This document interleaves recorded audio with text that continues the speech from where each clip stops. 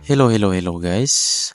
Ang video natin ngayon ay tuturo ko sa inyo kung paano masolusyonan ang printing na nag-i-smudge yung may itim sa gilid.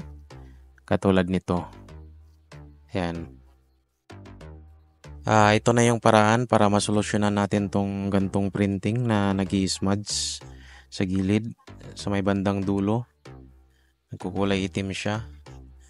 Kailangan lang nating i-print head natin yung printer nyo guys. Punta ka sa settings, pindutin yung maintenance. Ganito. Tayan lang natin. At tapos bukod sa cleaning ng print head, kailangan din lagyan ng kahit ano na papantay ang taas sa labasan ng picture guys, para hindi umangat ang dulo ng paper na nasa loob. Tulad nitong ginawa ko, nilagyan ko ng album or libro. Basta pumantay lang yung picture na lalabas. Kasi once na nakababa yan, gagalaw yung nasa loob. Haangat pala siya. Kaya posibleng matapunan siya ng ink. Kaya nag-i-smudge. Bali, ito na pala yung pangalawa kong print na cleaning na natin yung print head. Tsaka nilagyan na natin ng album sa labasan ng picture.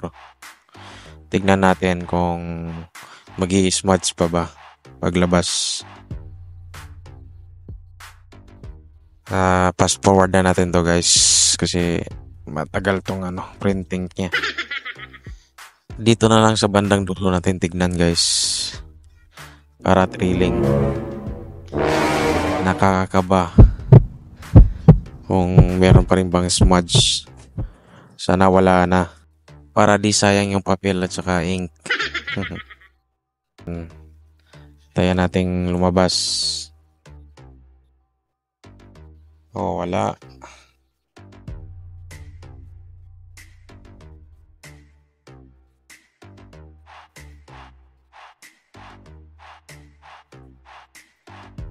Ayan na, tapos na. Tiyarang! Wala na siyang smudge sa gilid. Ang cute naman itong magkapatid. Ganun lang guys.